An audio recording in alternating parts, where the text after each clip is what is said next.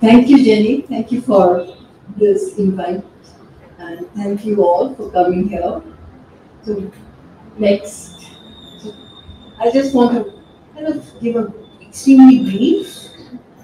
Jenny said it has to be just 5 minutes, so I hope I can keep within and even lesser.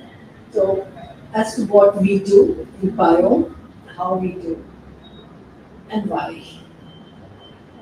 Next. So with climate change, what comes forth is always about the environment, always about we're losing biodiversity, we're losing species, we're losing flora and fauna, and all those things. But what about people? So I'm really into this fact, or the thinking is typically people, planet, path. How do we now navigate? Because what's happening is with the climate change, while we see the larger picture, the environment, we don't see how many people it affects and how does it affect. And for us, the most recent memory is wildlife.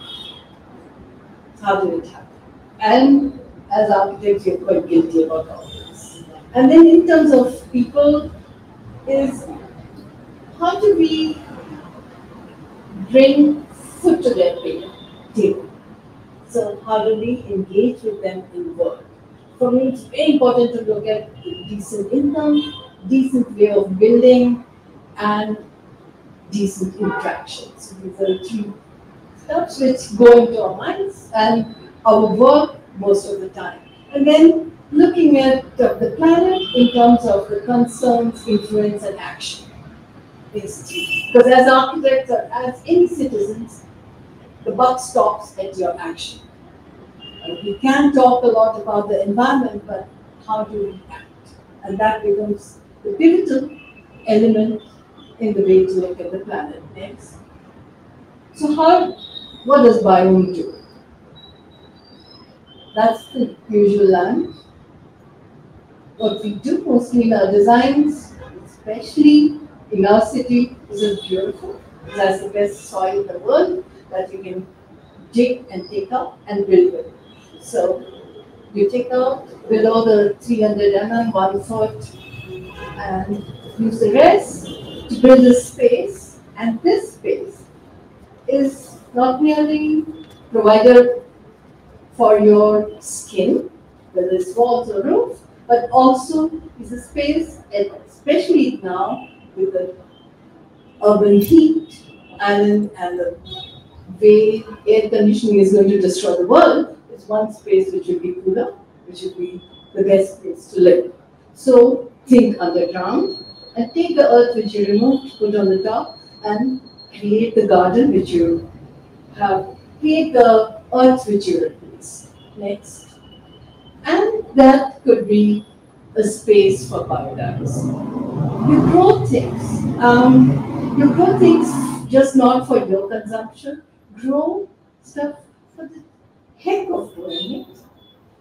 And it may look beautiful, and anyway, beauty is in the eyes of the beholder. So it depends on how. So it may be a simple plant where the bees come.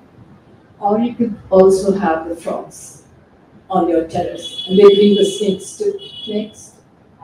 And then we work a lot on sanitation, water and sanitation, but sanitation very much dependent on how the humans are and how their waste is the best fertilizer. So you're all walking, talking fertilizer factory. And you don't have to depend on China or Africa for fertilizer. Next. So we grow rice on our terrace.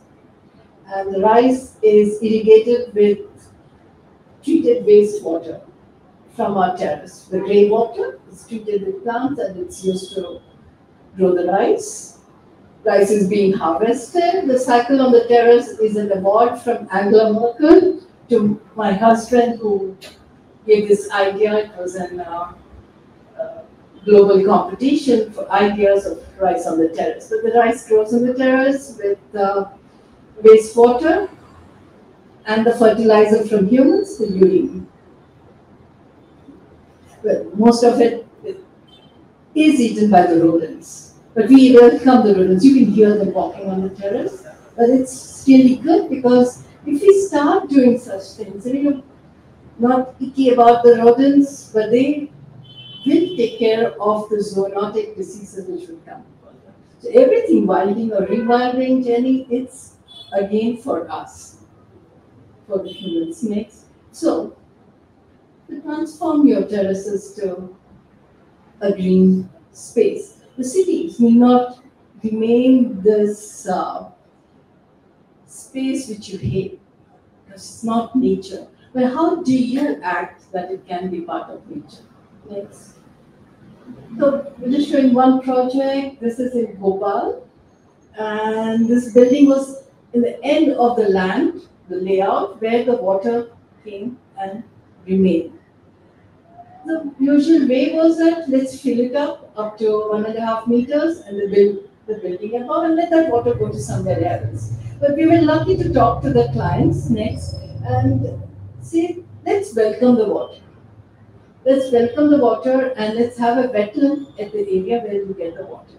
It took some time to kind of get this idea across, and luckily he was a Bengali. And then we suddenly realized the Satyajit Ray movies, and you're saying like that, so then we can see these grasses, we can see bananas, and that's how the place now welcomes the water and everything is above. So we have this technology of building.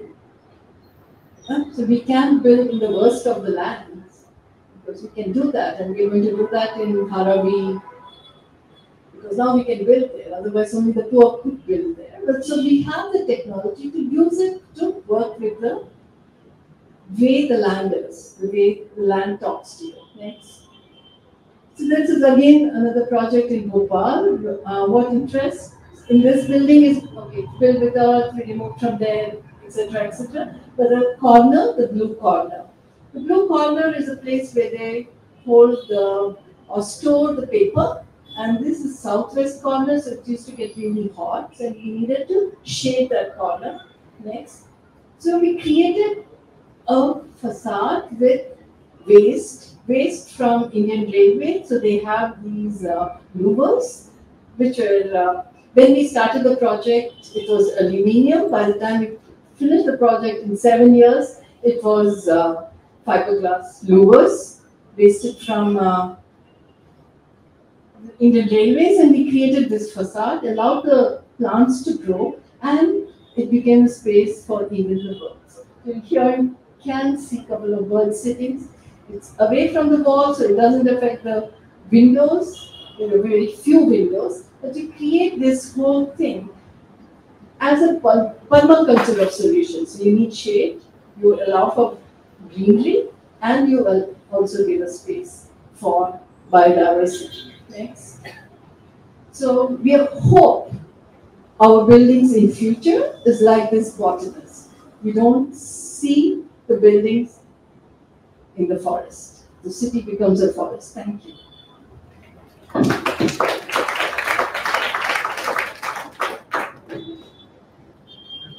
Sunayana. Hello everyone. I'll get straight to the presentation. So we sort of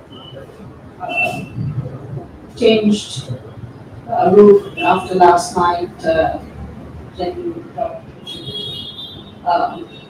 go from just presenting my projects to something more selective. So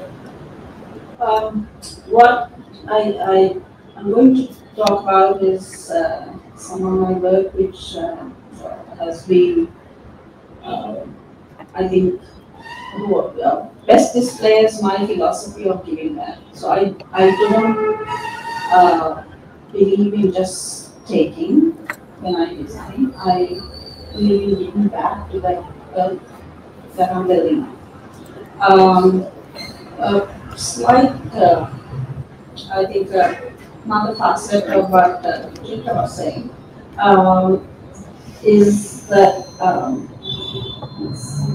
I think I look somewhat differently at the human role in the environment. While accepting that we are the dominant species, it's also about trying to make us the part of the whole, taking us back to our place as just another species. And if you're dominant, then let us be that mother species. We use our intelligence to not to dominate for the sake of dominating, but to try and sort of weave our way into that ecosystem which we really do belong to, and which we actually can't survive. So this is a project which I did. I actually worked on this 20 years ago. And this hotel has been open now for 18 years. And at the top, yeah, that is what the land looked like when I first saw it. It was heavily distressed agricultural land. The soil was dead. And my plants had been to the Barnes wetland in London, and they said, "Shall we do a wetland?" I said, "Yeah, let's do a wetland," because all I knew was that this land was at the bottom of what is known as a cascade system, which is a part of the of a very ancient traditional irrigation system which exists in Sri Lanka for at least 3,000 years. That's all I knew. So very bravely, I was younger 20 years ago, clearly, and maybe my bravery was sort of ate the liquor. But anyway, yeah, I said, yeah, sure, let's do a wetland. And I understood the wetland as something that was a very indigenous wetland. They were talking about the London wetland. I admit I've still to see the Barnes wetland. So quite different, I don't know what it looks like. But so I worked with a team of irrigation engineers who had specialized in traditional Sri Lankan irrigation systems. I worked with grassroots companies which actually work with rewilding weeds, growing weeds with landscapers who did indigenous planting. And this is what this property looks like today. So this is sort of slightly angled from there. So this view is sort of slightly here toward the next one. So this was August 2002. There was no water going through this land. There was an irrigation ditch which was took water from the adjoining fields, and we had a 3-meter gradient, so it was like nothing. But this cascade system actually harnesses groundwater seepage, and that's what I was counting on. And this is how we built that wetland. Here it is today, and so for me, it's actually the most valuable thing here is that this hotel now charges about $1,000 a night, and here it pays to rewild more than it pays to do traditional, non-traditional, modern agriculture. So here is the payback. If you're looking at revenue generation, here's a model, rewilding, right? The wildlife species have quadrupled because I did a fauna and flora, I commissioned a fauna and flora survey before I started construction. Reptiles have quadrupled, mammals, birds have gone way beyond quadruple. And here I employ very traditional systems where you have passive cooling where the water is beneath the floor, and low level lighting, so you can disturb nocturnal species, thatch roofs, and angle that would carry the water back into the wetland. That's just how it looks. Then we go. So this is this lighting on the pathways that doesn't create light pollution. Again, there are no perimeter walls, and just for a high value property, you'll be worried about people breaking into homes and so on. But that's what people are there for, security guards, right? So these are actually earthen bands which allow the wildlife to walk in and out of the property like they would, rather than our usual practice of building fences and walls and no one except humans will see it. And the pathways which absorb the water without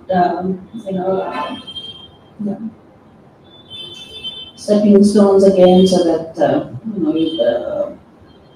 aquatic life, and these are bamboo paneling. Again, bamboo is the best made material because it's old and well used. This is another project I did, which was actually a very pristine environment. It's on the border of the Sinhaja rainforest, which is a World Heritage Site. And here my concept was completely different because it was pristine. I wanted a quick build. I wanted a quick in and out. So these were actually recycled ocean-going containers. And I learned so much about containers. I even found out they had, they come with wooden floors, wooden floors. So it's 2.5 containers per chalet. And the concept here was just to create shelter for people to watch the forest. That's the interiors, again bamboo, and those are the highly polished floors of decommissioned ocean-going containers. This is another project in Colombo. This was 5 buildings. So my client he bought 5 different buildings. None of them looked alike.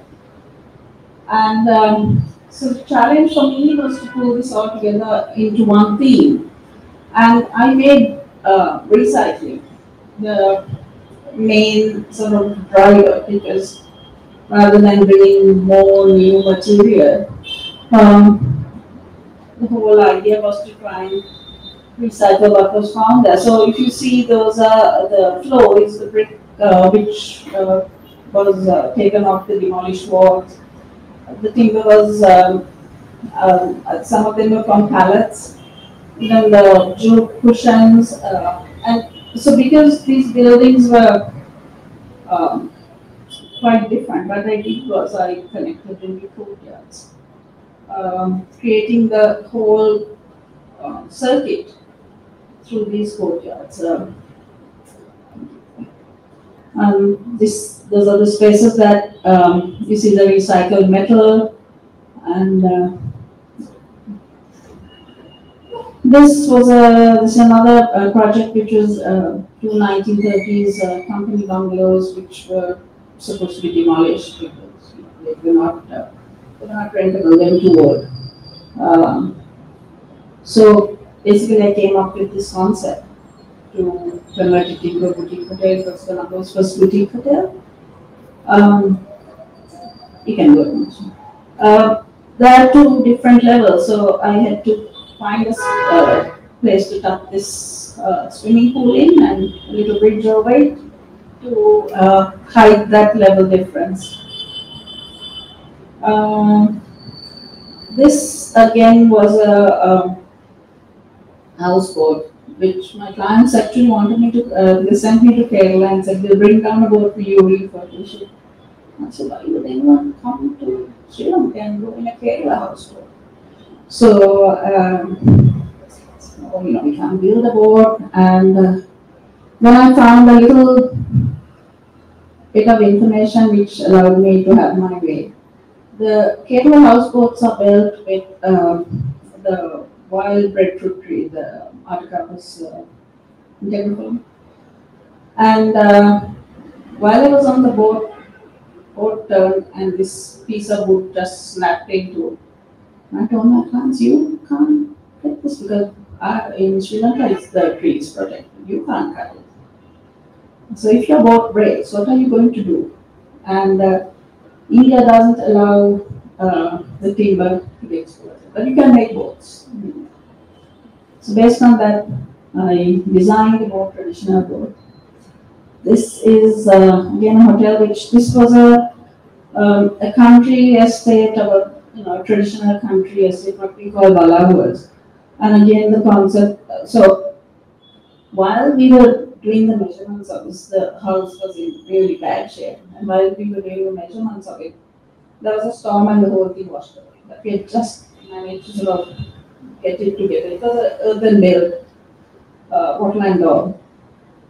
We built it. Sorry, go back. And then we have these chalets, which again I'm using this what we call temperature, like I showed you in Jetpin video, where you raise the building and there's passive cooling, and it also protects the space from insects and pig crawlies, and so it's passive cooling. And, yeah. This is another new build based on lower planters houses, but actually tucking this in without leveling the land because it's on abandoned field, and I didn't want any further erosion because field has caused tremendous erosion. So I didn't want any further. So it was long rather than wide because I actually could create the depth because I would have to cut the soil. So we managed to build this very long building. And in the slope there are rooms underneath as well, so you don't see it. This is a house I did up in Canberra. What I want to show you are those huge columns, which, so in my practice I want to use either recycled or plantation timber, and this is, those are columns from a church. I think this is from our Civil War church that had been destroyed. House in Candy, this, as you can see, this plant as I put it down was there when we started construction, and it remained inside the house. The pool is a spring-fed pool, so it enters and it flows back and goes back to the spring bed. And the stone is again creating these levels, actually sort of clearing up the debris and building the walls out of it. This is a house with my plants are here.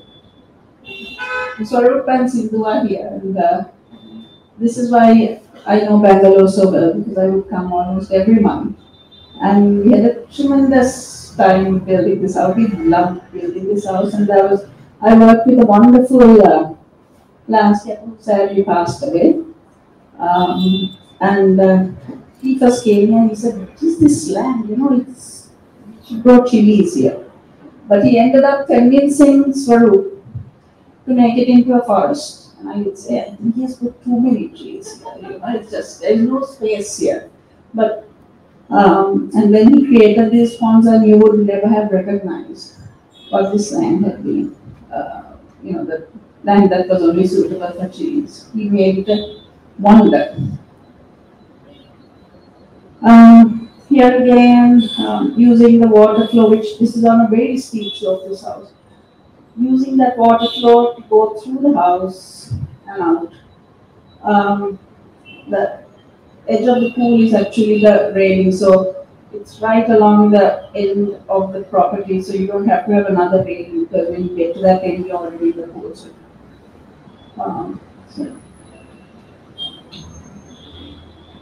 This is in Downingall, again,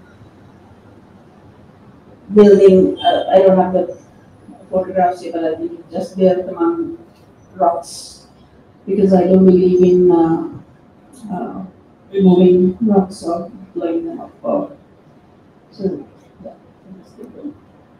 this is a cottage which we built on our land, and It was our own holiday cottage, very rustic, and the theme was designed to disappear. So I think if we left it for even 3 months, the whole thing would have disappeared. So that was that's a little cottage we have. And now we live on the other end of the cottage, which is this. This is while it was under construction. And I retired and moved to this land. And that again, we built this without the entire house is pinned to the ground I've told the workmen, one day when we are not here, I want people to think this is a treasure map. There was no house here. There are only holes. And they'll try to figure out what this means and try to interpret this. So, and the walls are built with sun-baked bricks. And yeah, the rock has not been broken at all. And this is a rainwater collection. The entire courtyard is a rainwater collection. Now this is the land this house is on. We bought abandoned agricultural land again. So it's been 25 years of rewilding. This is absolutely human-grown forests. Thank you.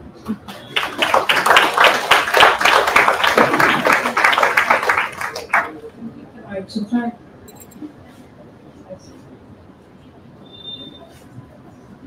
Completely cooperate with the residents of a city, they are stakeholders as well. Yes?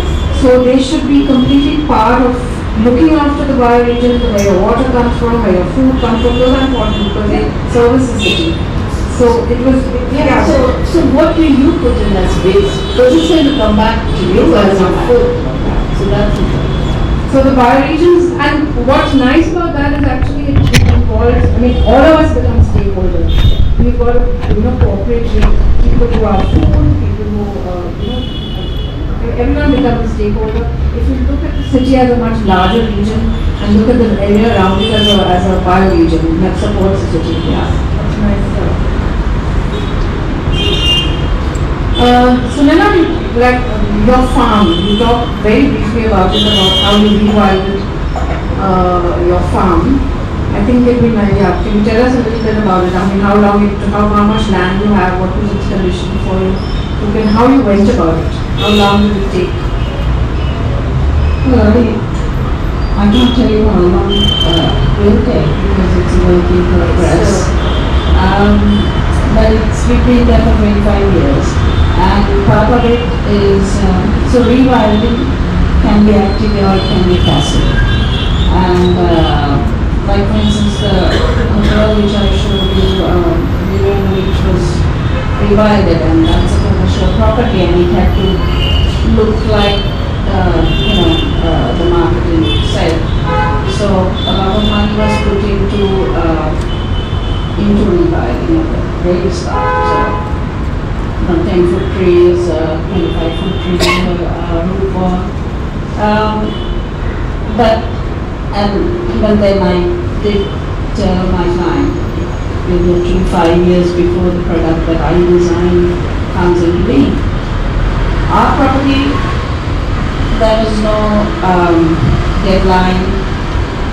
We didn't have that kind of finance, and that's anyway not what we want happening. So it was more about, at the time, we lived in Colombo, we would go there every month, and particularly during the dry season, we would go for walks up the dry riverbeds, collect seeds, create nurseries in the days there. We would plant it out. And a lot of it looks like forest, and we have, government officials coming and saying, have you built in the reservation? But it's all agricultural land. And the idea is to create a sort of a conservancy, because we are abutting we're not exactly abutting, but we are right next to the national park, and we have the lake and the river between us, so it's to allow whatever wildlife crosses that border a little refuge before, a little distraction, and so they won't go into the village because primarily elephants will come every night. So that's what happens. And of course, the bird life has increased, but I've not done the science. We didn't do a format or a survey because this is private. It's not never going to be marketing material. So it's a different process, and you can handle it differently, and it depends what your deadlines are and what your objective is.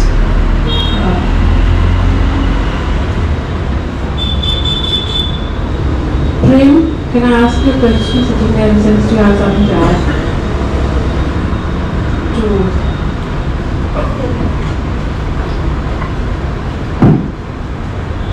The question how we should manage our cities? Yes, in terms of rewilding. Is it possible to rewild, say, a city like Bangalore or any of our Indian cities? I think it's possible, but I have some problem with the term rewilding. And I'll cite William Cronon's The Book of Essays he edited on Common Ground, where in his introduction he says nature is not just a scientific factor, that it's a social factor we construct for ourselves. And the problem is we tend to equate it with wilderness. So when we admitted it into the city, we treat it as an aesthetic spectacle to enjoy rather than an ecological force to respect. And he says what we need to learn to do is to look at the weed that goes in the crack of the sidewalk as being equally worthy of wonder as the primal forest. So, if I paraphrase what he said, I think the phrase rewilding is far more appropriate than rewilding. Looking at cities, yes, the kind of things which are talked about, how we treat wastewater, but I think especially in India, we need to change our governance model. We don't have a proper model of cities, and we have to realize that a lot of things like managing waste, managing water are much more effectively done at the local level. And when you're dealing with it at an individual site, as both of them have shown in their projects, there's a lot you can do. Then you have to step up in the hierarchy to what is the next level, the neighborhood, etc.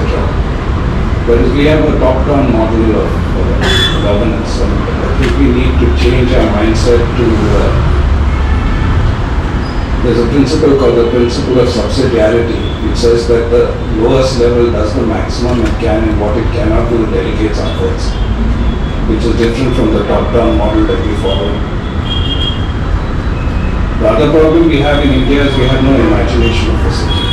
We look at the city, the village as an area for culture and nature, and the city is just seen as a technical entity to be engineered. If you change our imagination, you cited John Thakara, who suggested this, that because cities in medieval times had this notion of a fortress wall, we tend to look at the city with this very finite boundary, what's outside is good and what's inside is urban.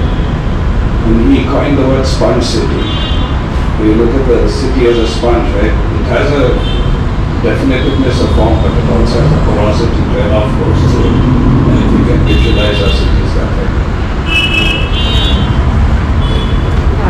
Absolutely correct, because wild means that actually. It has no boundaries. It has fun cities and nice term. So do both of you have anything more to add about any of the projects that you did or?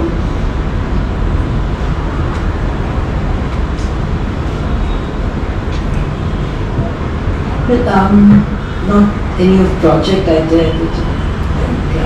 I find a project in Jaipur, I think it's called Kishan Bagh, Sand Dune Park, which is worth a visit by most of us.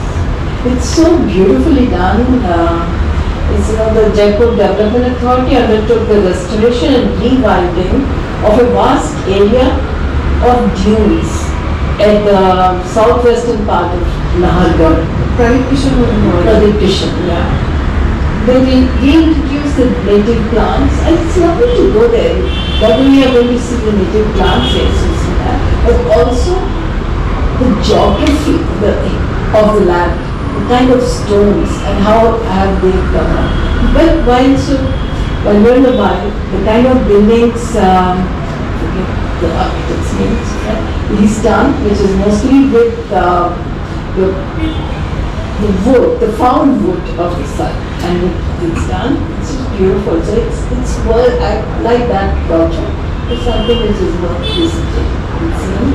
And in Bangalore, you all should visit Jaipur Lake, and many of our lakes have these small systems, the little mounds which you put in the center. It is a rewilded place. So please just see your own city, do it by walking and interacting. I think there's a lot you can do in your own city. Very true. Actually, Jaipur is something we were supposed to discuss, but it's not Jaipur. Sulema, is there any example of a rewilding in a city that you visited anywhere in the world that some concept that just worked, even if it's in a small way? No, honestly, I think my expectations are too high. So I think everything is just dropping the ocean from where we really should be. And I'm a difficult person. It's hard to impress me. And I think everything, including everything I have done, is negligible in consideration of the damage we have done to ourselves. So I look forward to this, but it's as you correctly said, this thinking has to come top down, and it's about revaluing. It's about not thinking that monumental architecture is the ultimate, and how we can provide shelter while having a minimal impact on the land, so that you don't have to worry about food and waste and drainage every time a monsoon comes. So that has to become my everyday way of thinking, and that has to come back. Thank you both of you. It's been very nice to see your work and to see your views on it's like you say, we're actually probably at the beginning of something that we hope, with India urbanizing at the rate we are, they say that by 2050 we're going to be, our urban population is going to be 3 times the population of America, and that's going to be scary. So if we're going to be an urban country over the next 25-30 years, and I think we really need to rethink the way we urbanize and the way we, how we build our cities, how we expand our cities, how our tier 2 cities become, more populated and more concrete and steel. And yes, so I hope that it's something that all of us think about and do something about. And Bangalore is actually a good, just like your home is one of the experimental testing ground, Bangalore is a good testing ground. And thank you all of you for coming. And I hope to see you at the next series going to be very soon. Thank you. Thank you.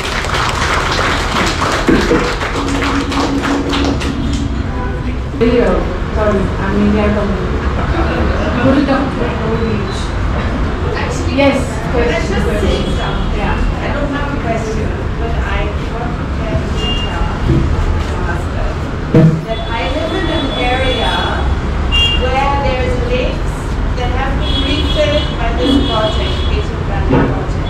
And my colleague Kushita and we look after these lakes every day. And we've been observing these lakes now since 2020. And so they filled up the lake in 2020 during the first lockdown. And we came out of the lockdown and Karamutsa Lake, Masanda Lake, they were all filled up. And I think till today, we're both amazed in how quick of a time this state has rejuvenated all the bowels all around, which have been dried off for the past 10 to 30 years. And within 6 months, everybody's bowel was yielding again. So I just wanted to add this because I think this is one of my great amazement with nature. Give a little bit and it just pays you back in full abundance. Sorry? Yes, yes. I mean, it's Vishwanath who pushed the government to do this Ancient Valley project, and we just happened to be there. And nobody got after some days. You hear what it's doing? So I went to a plot, to see a plot somewhere, and the person comes and said, so we always ask, where is the water source? So he says, oh, all our 30 borewells are full now. And at that time I was explaining, and this is on the Chikballapur road, that water has come till here, the treated water is coming. He said, you know, I started this development only after my 29 borewells filled up, otherwise I had only one borewell and I couldn't do agriculture. So we do good things, we do something, and you don't know where exactly it's going to take. And now we have farm plots there of some half an acre is a farm, and you're really scared. What are we doing? But these are kind of narratives which we also have to really understand and see it all the time.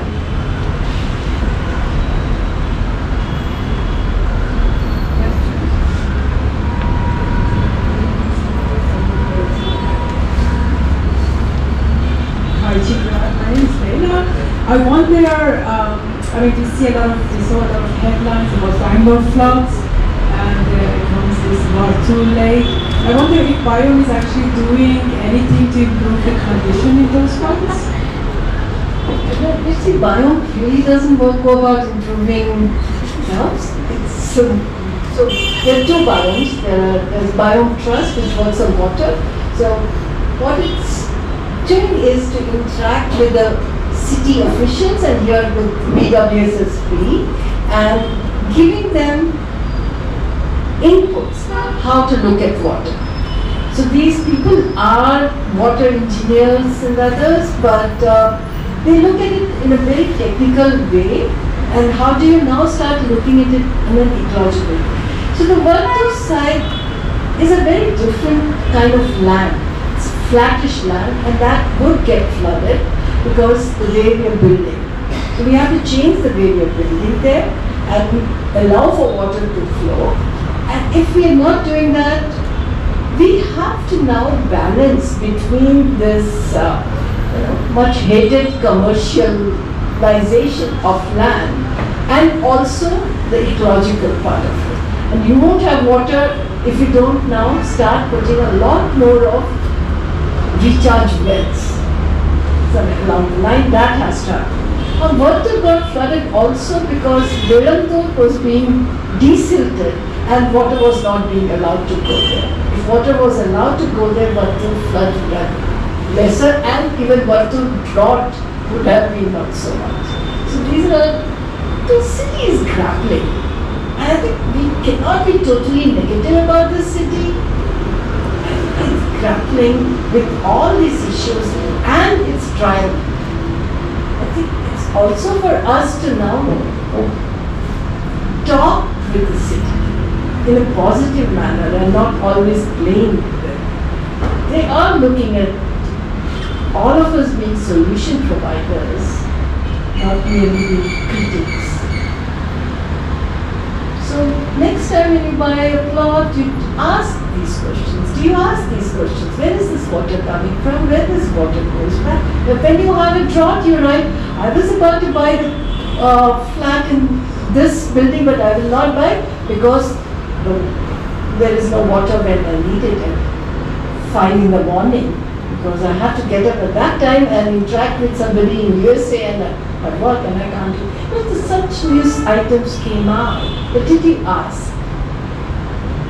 We don't ask, and we are paying so little for the water which comes to us. 1.1 million households are connected with water,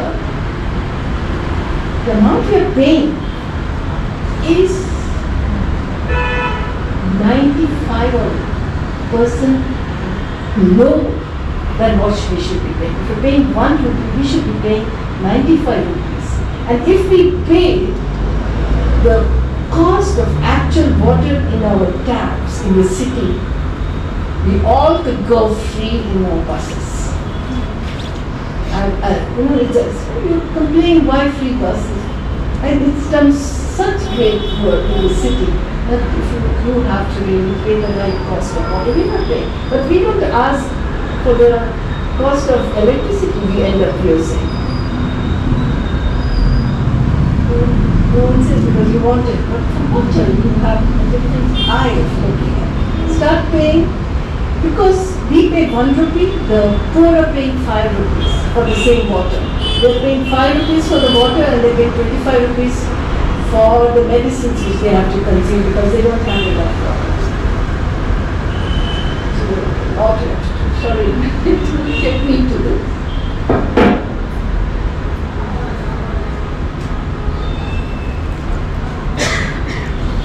Hello. Yeah, I have one last question. Because all your projects that you presented today, if I may say, they look very delighted projects. Now, what I'm interested to know is how can we bring these sort of concepts that you're talking about into the city, but into the poorer sections of the city, yeah, the slums, the lower middle class, etc., etc. Because many a times they don't think even in these, let's say, in these spheres. They think it costs a lot of money. They don't have access to the science behind it, or the, you know, I mean, they want a quick fix. So are there any projects that you know of, that you have done yourself, or you know around the planet, which talk about rewilding, but in a lower section of society?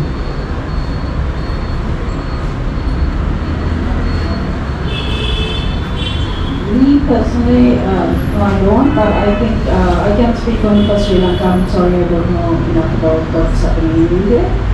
But there have been various attempts, but as you know, in urban spaces everywhere in the world, because land is very limited, this whole rewilding idea, particularly for low-income communities, is not going to be spread out. It would have to be vertical for economic reasons, you know, the subsidized construction, certain in Sri Lanka, where you pay, you know, minimal installments for your home or pay, you know, for 5 years or something. But, I mean, what we call rewilding could happen even vertically. And that's not really happening in Sri Lanka, because again, it's this value system has not penetrated.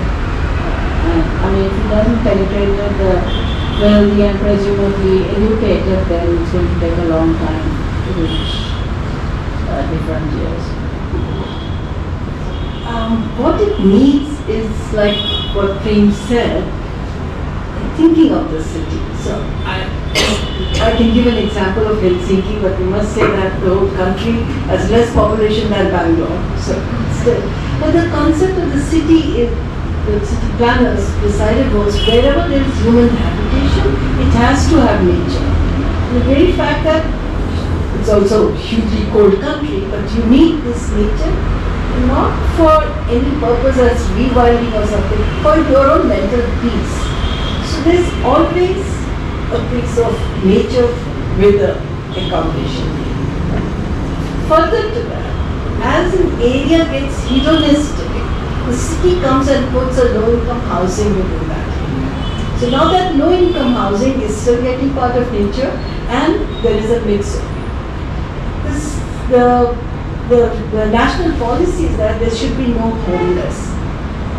And no homeless because looking after a homeless person is much more expensive than providing a person with a home. And that homeless person, if it's a drug addict or anybody, will be put in the same flat as normal people. So the society has to see, look after and know these people are doing. So it needs a societal and a governance model. It didn't take us too long, just probably 10 tweets to make our parks open from 5 to 10. Yeah? I think that was just great. It's how do we engage? If we ask, we get it. Yeah, this urban forestry and Miyawaki kind of building, are they kind of complementary to rewilding or are they complementary? Miyawaki compared to Miyawaki forest, open forest area, competitive also. Complementary.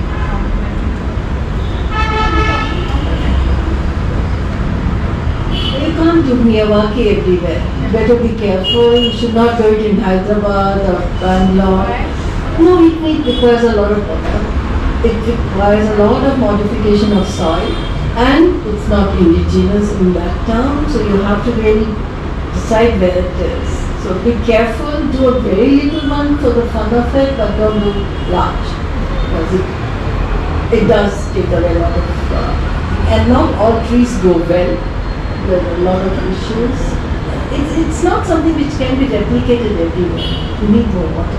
And can I just add that, rewilding doesn't have to be the Miyawaki. You don't have to follow that. That's just a guideline.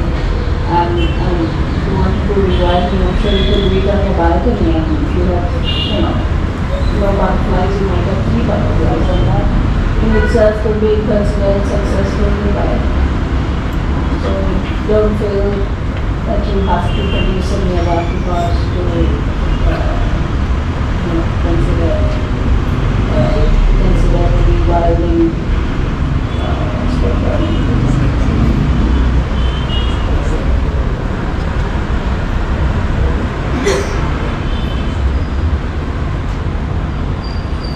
Any more questions? Okay, then I think we end with saying thank you to you once more.